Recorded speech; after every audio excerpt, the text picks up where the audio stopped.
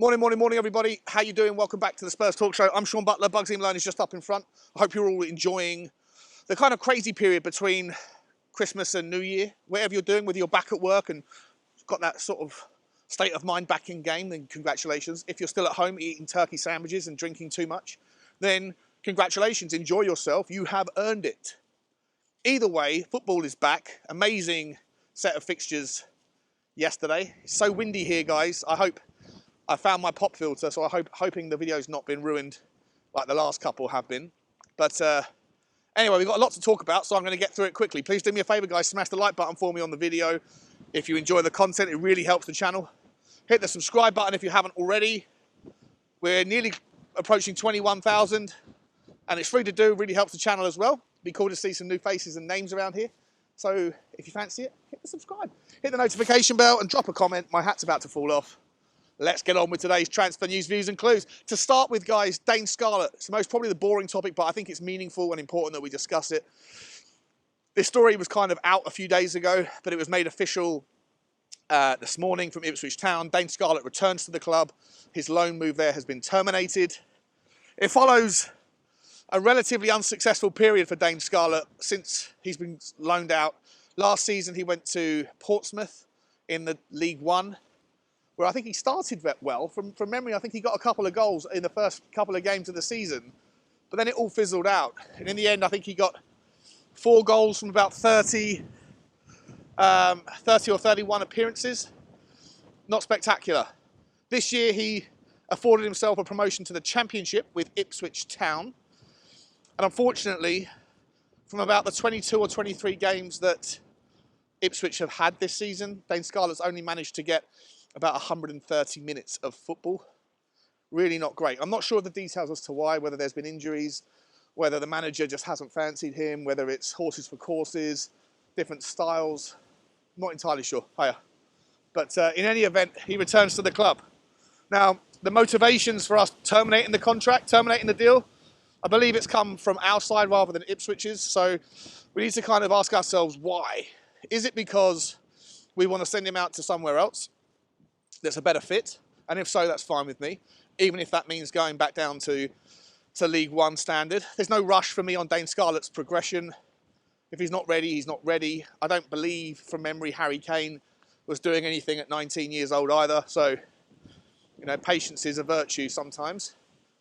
But if it's because, as was, you know, mooted in a lot of the press, that Tottenham are worried about losing Sonny for 6 games, and that we need to bring him back to be on the bench in the eventual likelihood that we're probably going to be promoting Veliz into a number 9 and then shoehorning Richarlison back out to the left, then I've got real concerns about that. If Scarlett's not good enough for the Championship, he's not good enough for the Premiership. I've not seen anything from Veliz yet to suggest that he's ready. And Richarlison, clearly his best role is in a 9 when he's fit and hungry and getting balls put into the box for him. So I really hope that the latter isn't the scenario that we're facing here. I really hope that Tottenham are looking out for a striker. For what it's worth, I've also seen reports this morning that Alejo Veliz might be loaned out to Celtic in January.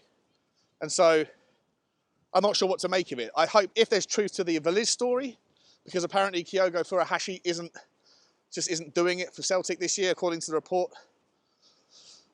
then why would you know, if that's the case, if you're going to loan Veliz out, then you're not going to bring back Scarlett. Or maybe you are. Maybe they think that Scarlett's more advanced than Veliz is right now. But in all likelihood, I really just hope all of there's a plan there that I'm not smart enough to figure out, and that Tottenham are still looking to sign a proper forward, either a left winger or a hybrid number 9 or left winger, or both, or just a number 9. One of those options is really important for us. Because when you look at the season as it's unfolding, even though this is a rebuild for all intents and purposes, we shouldn't be putting too much pressure on the outcomes this year. But when you look at what's going on, with all the big teams capable of dropping points against smaller teams, it's a crazy season. And sometimes I think you have to adapt to the opportunities that present themselves. And I think there is a chance for Tottenham to get into Champions League, a very strong chance this year. But it's going to depend on getting through until after the Asia Cup and the African Cup of Nations with a good record. And that will be highly hindered, I think, absent some sort of striker signing and obviously a centre-back signing. So we'll see what happens with that one. But Veliz to Celtic, maybe. Then Scarlett back to Tottenham. Oh! Hat's almost gone. Not sure why or what the plan is, but that's the news. Moving on. We have the Todibo story. Gone a little bit quiet. According to Ben Jacobs at Sky. I think he's at Sky, isn't he? Yes, he is. He said Tottenham have open talks with Nice, but apparently they're quite pessimistic after the initial discussions of getting anything done. Obviously, Sir Jim Ratcliffe has now officially taken over the 25% stake and the overall footballing control of Manchester United, although according to the commentary team on Amazon last night between Manchester United and Aston Villa, what a game that was, by the way, he won't be able to officially make any meaningful decisions at Manchester United for at least the next 4 to 6 weeks, whilst the Premier League ratify and approve the overall process, which should be a box-ticking exercise, but still takes its time.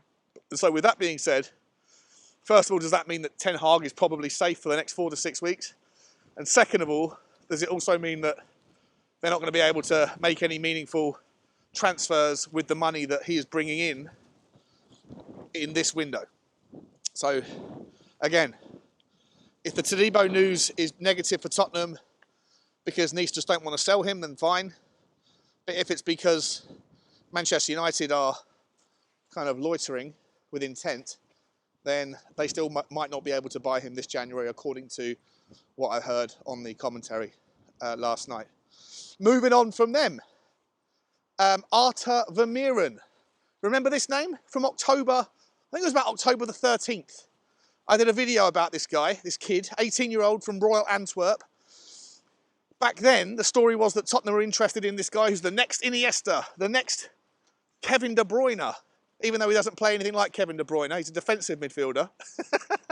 But all the reports with the superlatives about who this kid is, well, it all went quiet on that one, but now it's back. And Tottenham apparently are front and centre of the queue, the long line of suitors for this kid. And his value has doubled basically in the last 2 months because of his performances this season, following his impressive debut campaign last season. If you want to check out the video I did about Vermeeren, it's right above you right now. And that goes into more detail as to what he is about. But essentially, he's slightly framed, but he's a brilliantly combative defensive midfielder. He's got a lovely pass on him. He gets stuck in, very gifted on the right foot, but can use his weaker foot with aplomb as well. And look, everyone's after him. Now, his transfer market value has gone from 15 million to 30 million euros, literally in the last 6 weeks, 8 weeks. And so, obviously, his demand has gone up. Now, I'm very happy for Tottenham to go after him, but maybe that's because, maybe the reason that story has re-emerged, guys, is because in another newspaper article on Football London, I think it was, it was the Daily Express, Chelsea have now announced their price, apparently, for Conor Gallagher's services that sits at £50 million. Now, whilst I'm a massive advocate for Conor Gallagher, and for what it's worth, I watched him play against Wolves, and I thought he was awful. But it doesn't detract from the player I think he is. I've seen him play this season. I think he's been Chelsea's best player, and I think he would fit our system to a T. But at £50 million, I think that's probably a price tag too far. Still okay with it if it happens. As long as there's a plan at Tottenham, I'm just voicing my armchair opinion on the players of their calibre. And I like Conor Gallagher. But at £50 million, I'm not sure if Tottenham will pull the trigger on that one, unless there's something we could do with clever accounting policies. We shall see. But if that's the reason why, maybe that Tottenham have been put off by the £50 million, and so the links have poured back towards this guy Vermeeren, who, for what it's worth, is more of a number 6, like I say, a ball-playing, very aggressive, talented 18-year-old with the world at his feet. and his performances last season were spectacular. And whilst I haven't followed him, I don't follow the Belgium league. According to reports, his performances this season have been even better. Going back to the striker situation though, guys, obviously yesterday I put out a video about DOMINIC SOLANKE. Those rumours have grown again this morning. They're out there. They've gone from the aggregators into more of the mainstream.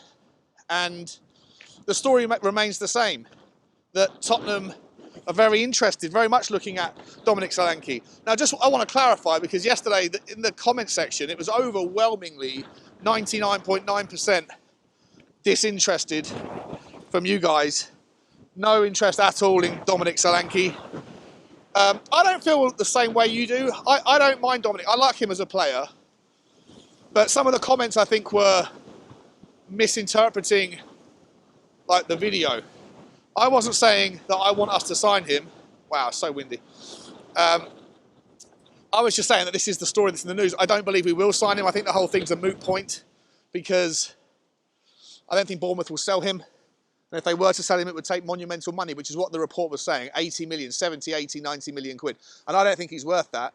But in order to put logic to the story, you go, well, how does that number come about? And it's, in my opinion, it's because you have the multiplier effect of two factors that raise the price on his ordinary talent, or his normal level talent. And that is homegrown tax and the fact that he plays in a position that is of high demand and short supply.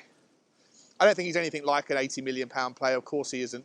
But for what it's worth, I do think he is, you know, a far better footballer than people make out, in my opinion. I think he's got far higher ceiling than I think a lot of people believe.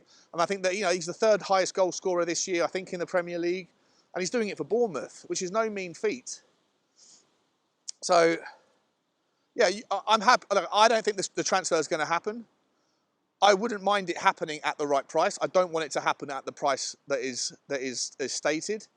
But I think, you know, you have to shake hands with some of the realities of valuations. If Richarlison is worth 50 or was worth 55 million, 60 million, if Rasmus Højlund, who got his first goal in the Premier League last night after 18 attempts, was worth 50 million, I don't know. DOMINIC SOLANKE with the homegrown thing, the Premier League experience, I don't know what the right price is for him, but it's not going to happen anyway, so let's move on. But I just didn't want people, I think people I've seen people say, I can't believe you, Sean, you want us to sell Richarlison and buy Solanke. And that's not what I said at all in the video. For what it's worth, though, I personally do think Solanke is a better footballer all round than Richarlison is. But anyway, we move on. So I've gone through Conor Gallagher's story. Yeah, £50 million quote for him probably makes that less likely. Artur Vermeeren, 30 million valuation now according to Transfer Market. Whether or not that story has legs and merit, I don't know, but he is wanted by basically everybody. Like I say, if you want to watch the video I did on him that's in more detail, you can click it there. The other story is Tosin ADARABIOYO. I think Tottenham are the #1 in line for him. According to reports this morning from Football London, Tosin is now willing to come to Tottenham. However, his agent is advising him to wait until the end of the season, run his contract down, and then obviously get a more financially lucrative move. Fulham also don't want to lose him because they see him as so important in their season, and consequently, they're going to take the risk on running it down or losing him for free. Look, I don't know what's going to happen there. For me, his performances since he's come back from injury have been very, very impressive. I think he scored a goal as well over the last couple of weeks. And Fulham have gone from being very hot to very cold all of a sudden. But Tosin still puts in good shifts, and he looks like the player that I remember from earlier on in the season and from last season, and that his injury problems haven't kind of held him back in his recovery, which is nice to see. Obviously, when you're linked with the Todibos of the world, you know, suddenly even though there's probably not a lot of truth to it, your kind of expectations or your appetite for talent is at that level, and the idea of signing a Tosin isn't quite as appealing. However, on paper, I think he'd be a very, very adequate third choice centre back to have in, and I don't think though he's got the necessary skill set to be shoehorned onto the left should there be another injury to Mickey van der Ven. So if you go for Tosin, does that mean you have to also go for a left-sided centre-back, or are we okay with Ben Davies being fourth choice and backup on the left-hand side?